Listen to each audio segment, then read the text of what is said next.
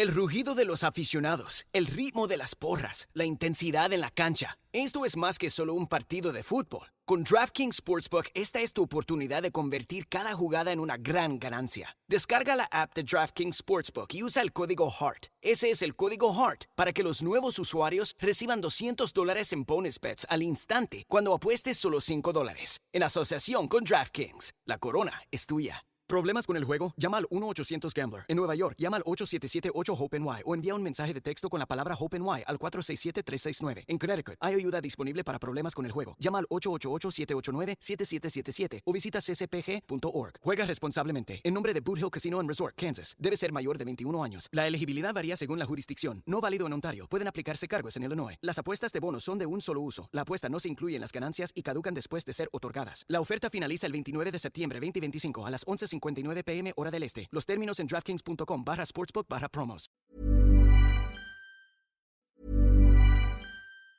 El rugido de los aficionados, el ritmo de las porras, la intensidad en la cancha. Esto es más que solo un partido de fútbol. Con DraftKings Sportsbook, esta es tu oportunidad de convertir cada jugada en una gran ganancia. Descarga la app de DraftKings Sportsbook y usa el código HEART. Ese es el código HEART para que los nuevos usuarios reciban $200 en bonus bets al instante cuando apuestes solo $5. En asociación con DraftKings, la corona es tuya. ¿Problemas con el juego? Llama al 1-800-GAMBLER. En Nueva York, llama al 877-8-HOPE-NY o envía un mensaje de texto con la palabra HOPE-NY al 467-369. En Connecticut, hay ayuda disponible para problemas con el juego. Llama al 888-789-7777 o visita ccpg.org. Juega responsablemente. En nombre de Boot Hill Casino Resort, Kansas. Debe ser mayor de 21 años. La elegibilidad varía según la jurisdicción. No válido en Ontario. Pueden aplicarse cargos en Illinois. Las apuestas de bonos son de un solo uso. La apuesta no se incluye en las ganancias y caducan después de ser otorgadas. La oferta finaliza el 29 de septiembre 2025 a las 11:59 p.m. hora del este. Los términos en DraftKings.com/sportsbook/promos.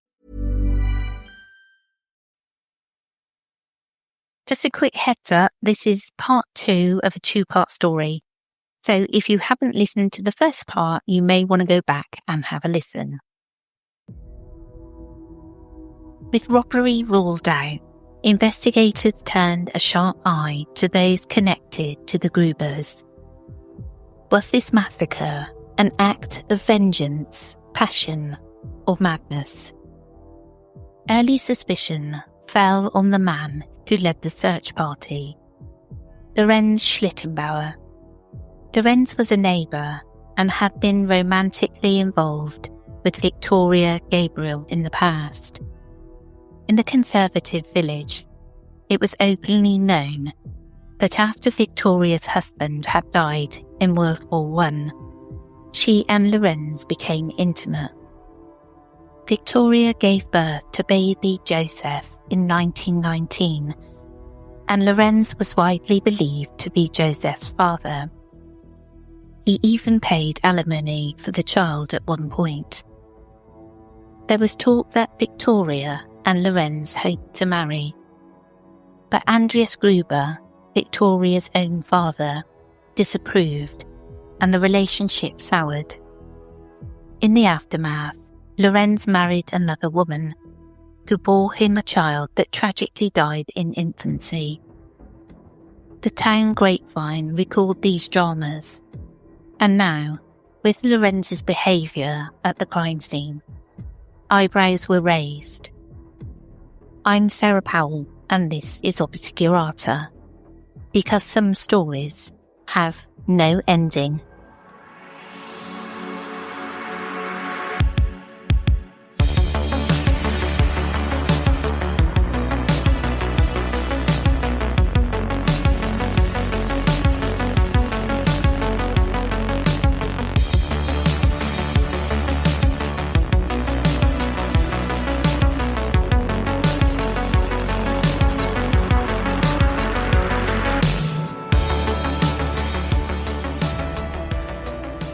Schlittenbauer's actions on April the 4th were indeed unusual. When he and the others found the barn full of corpses, Lorenz had reportedly unlocked the front door of the house with a key, entering alone while the others waited outside. This was strange. The entire farm had been found locked up tight.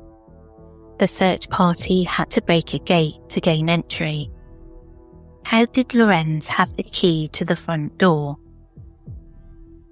It so happened that a key to the house had gone missing a few days before the murders.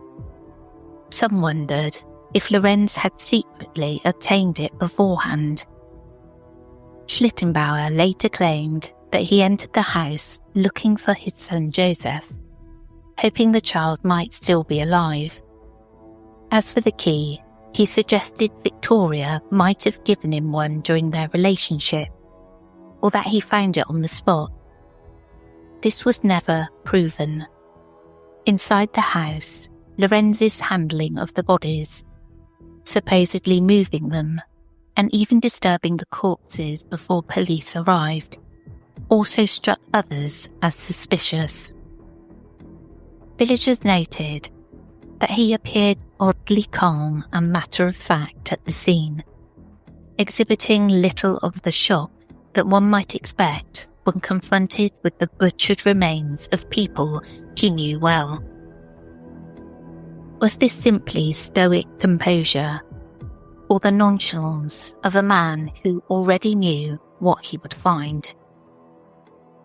For years, Schlittenbauer lived under a cloud of suspicion in the community. He made blundering comments that people interpreted as possible slips of guilt. For example, in 1925, a schoolteacher claimed to have found Lorenz at the ruins of Hinterkaifeck, muttering about how the attempt to bury the bodies had been thwarted by frozen ground. A detail only the killer would know, or so it was argued. Lorenz insisted he was just speculating, since as a local he knew the soil conditions. Nevertheless, such remarks kept rumours swirling. Some theorised that Lorenz, grieving his infant son's death and enraged by Victoria's demand for child support, snapped and slaughtered the entire family, including little Joseph, to avoid pain and to seek revenge. But despite intense questioning, police never found hard evidence to tie him to the crime. His alibi, that he was at home when the murders occurred, couldn't be disproven.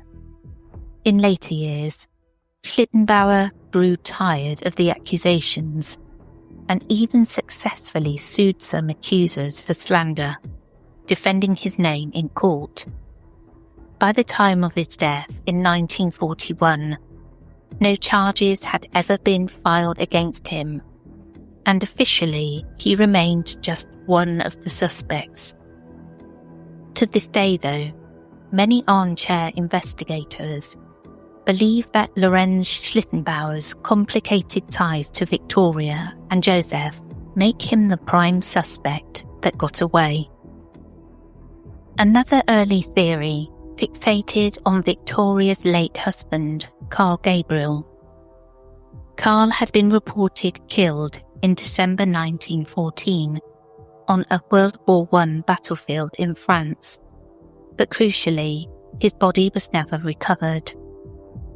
Perhaps Carl had survived the war, only to come back years later to find his wife involved in scandal, and then exact a terrible retribution.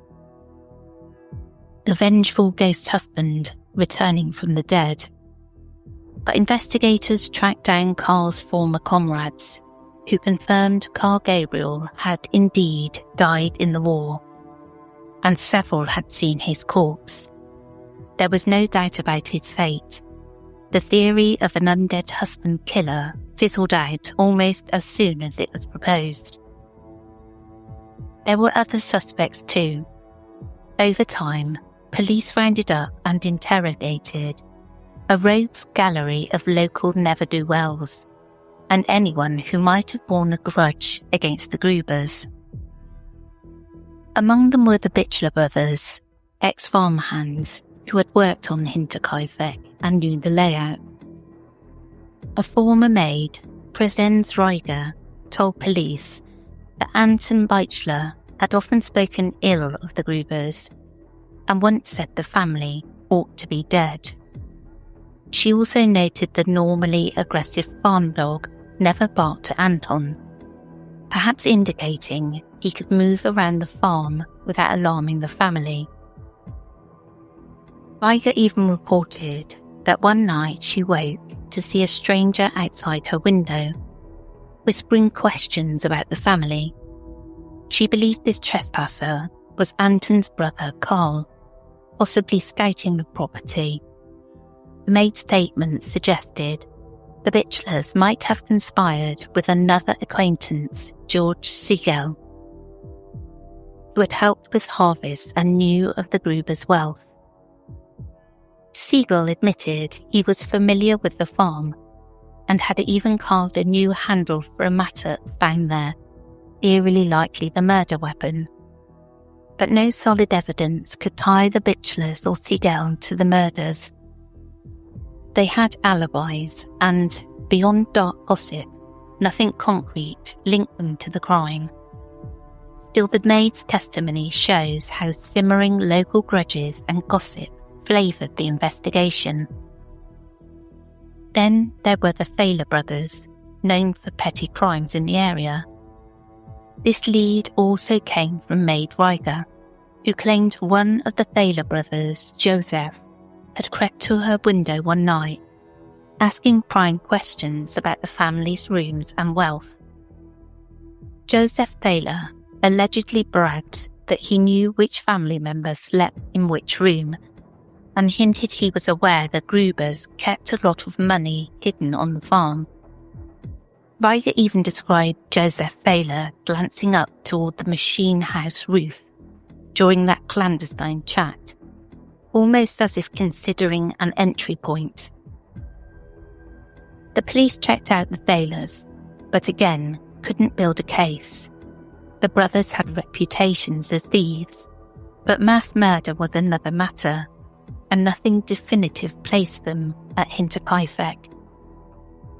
Years later, an extraordinary accusation surfaced. In 1951, a woman on her deathbed claimed that two men, Adolf and Anton Gump, had been the Hinterkaifeck killers. Adolf and Anton Gump were brothers with paramilitary backgrounds. Adolf had served in Freikorps militia. The dying woman was their sister, and she alleged her brothers had confessed involvement to her. The case was briefly reopened. Anton Gump was arrested in 1951, but Adolf was already deceased by then, having died in World War II. After some investigation, authorities released Anton and declined to prosecute due to lack of evidence. The Gump lead faded, though it contributed to the enduring mystery. Even decades on, Hinterkaifeck's secret seemed to tantalise with the possibility of resolution, only to slip away. One suspect didn't emerge until much later and from far beyond Germany. In 2017, American true crime author Bill James put forward the idea that Hinterkaifeck may have been the work of a serial killer who roamed internationally.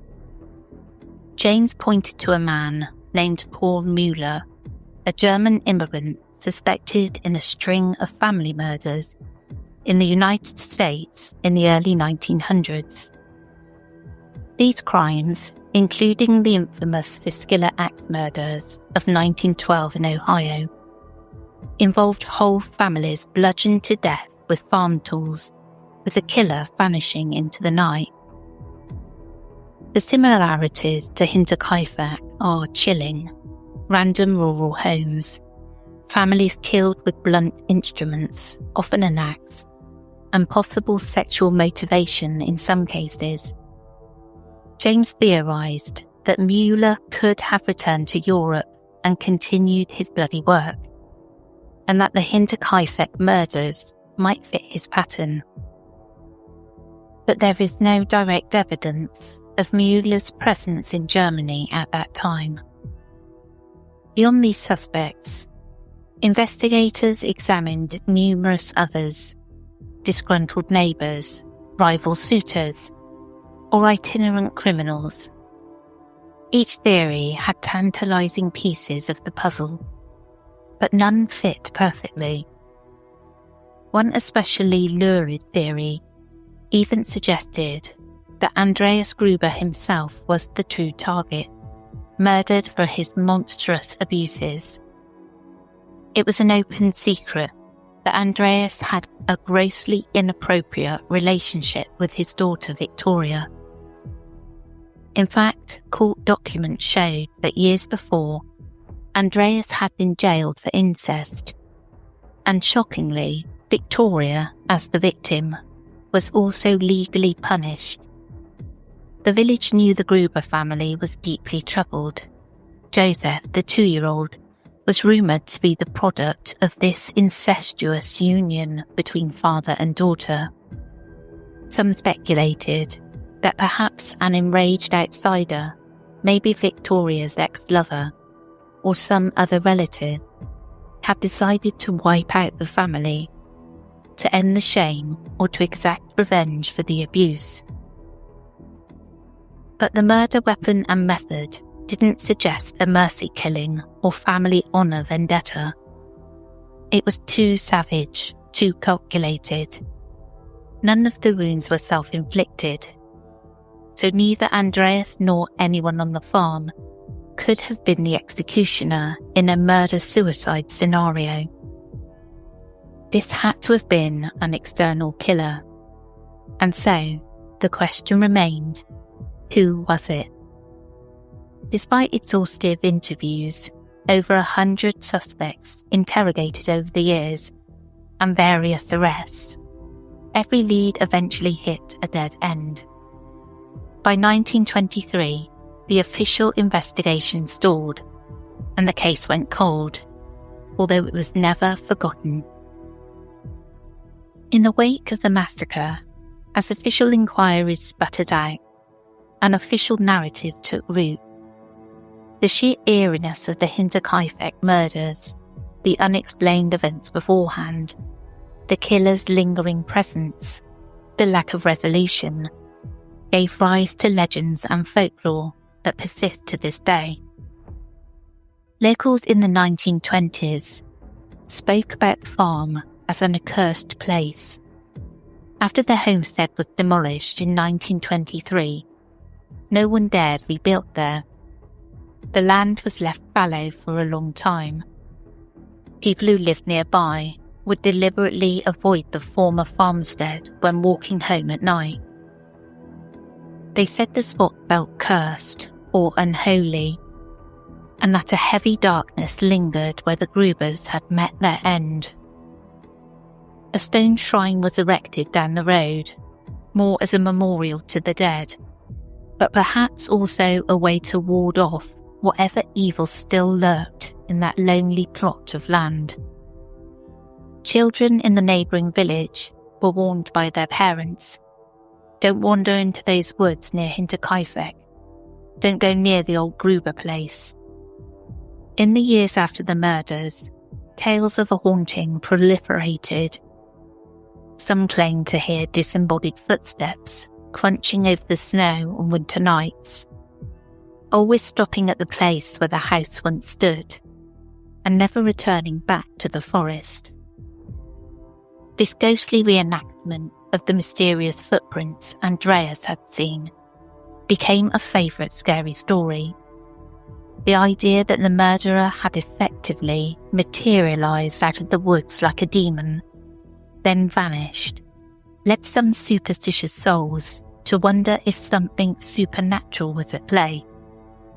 In a region rich with folk tales of forest spirits and witches, a few imaginative locals took to calling the unknown killer Die Hex von Hinterkaifeck, the Witch of Hinterkaifeck. In these stories, the murderer was not a man at all, but a malevolent spirit or witch that had descended on the farm, perhaps drawn by some past sin or by the loneliness of the place.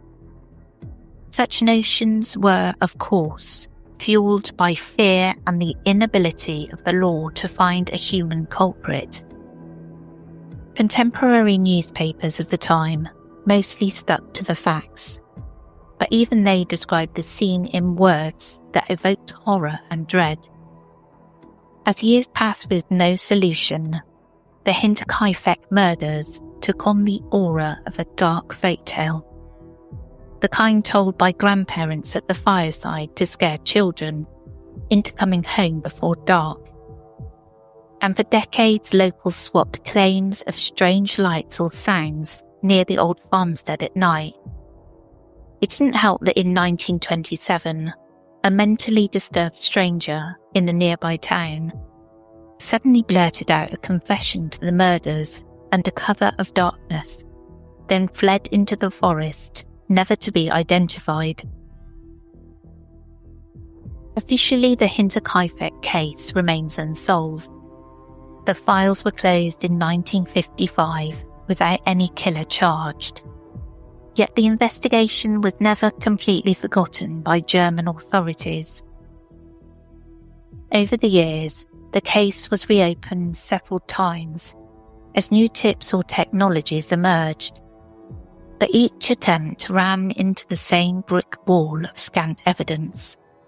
Much of the physical evidence had been contaminated or lost. Astonishingly, back in 1922, the police had failed to take fingerprints at the crime scene, despite fingerprinting being a known practice at the time.